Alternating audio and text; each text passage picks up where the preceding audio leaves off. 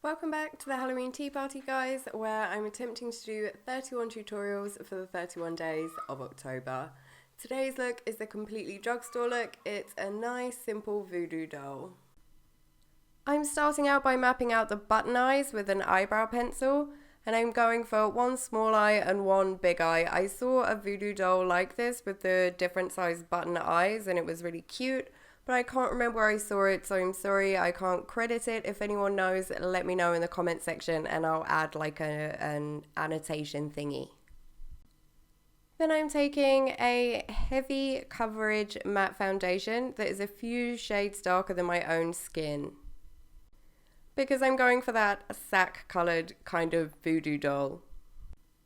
Because this isn't my actual skin tone, heavy coverage works really well.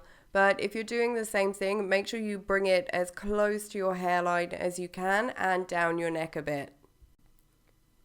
Otherwise, it can look a little bit strange and maskish, but I mean, this whole look's gonna look strange, so it's fine really. Then I'm setting this foundation with a powder to matte it back down again, even though it claims to be matte, but we can all see that shine coming off of the foundation right now. And this shade is much darker than my skin tone, as you can see. But that's just going to help get me to that sack colour. To create the sack style texture, I'm taking a cool toned brown eyeshadow and an angled brush, and then I'm drawing diagonal lines going across my entire face. And this part is quite time consuming. I did also end up bringing this down my neck as well, so you could just do it all in one pass and bring that foundation color right down to the edge of whatever costume you're wearing and do the diagonal lines at the same time instead of having to go back and add it after you finish the face. Once I have all of the diagonal lines going one way, I am switching over and drawing the diagonal lines in the opposite direction. And obviously I'm not adding any of these to the eyes because the eyes are going to be buttons, not sack.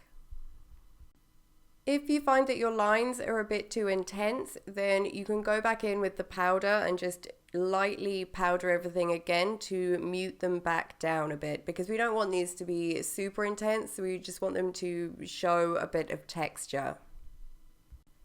Then I'm taking a black gel liner to colour in my button eyes, and I'm using an angled brush and just really carefully getting those circles in and then colouring in the entire area with the gel liner.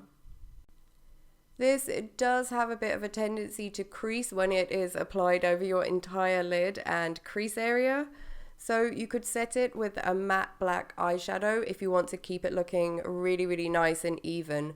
Also, using a matte black eyeshadow is going to matte down the gel liner as well. If you want to do this look with coloured buttons instead, then you could use a white eyeshadow base and then pack on a load of coloured eyeshadow, whatever colour you want.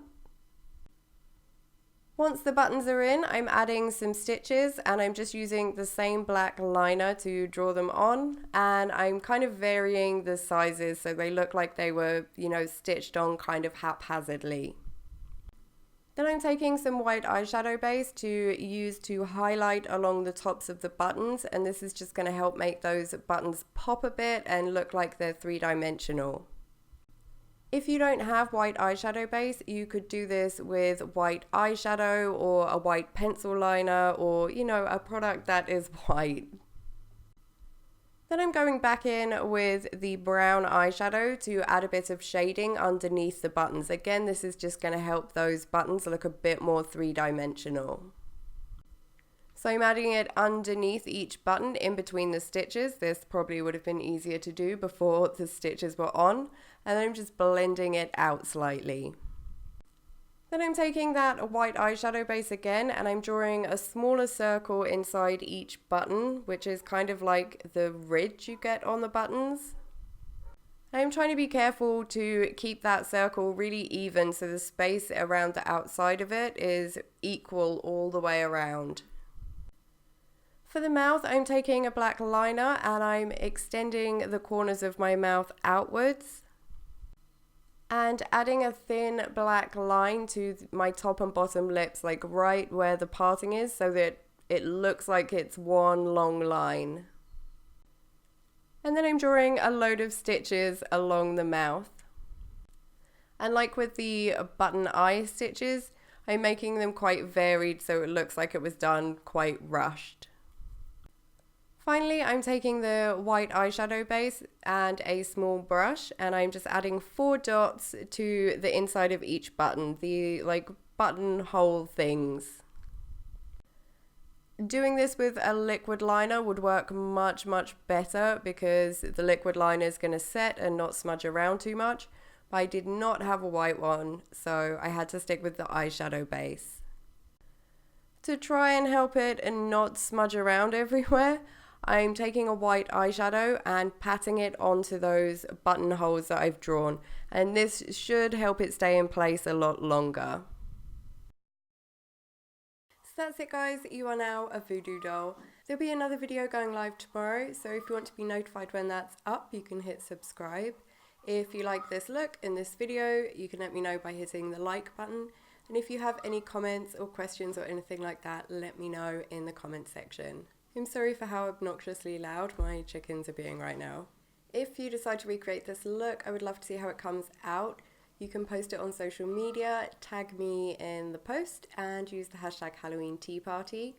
And I'm also having a little competition over on Instagram, so if you want to be in with a chance of winning some prizes, head over there and check that out. I will leave some links in the description box, and along with all the products that I used today. If this look isn't quite your style, then here are some alternatives that might be a bit more your thing. I hope you all have an amazing Halloween, and I will see you in tomorrow's video. Bye guys!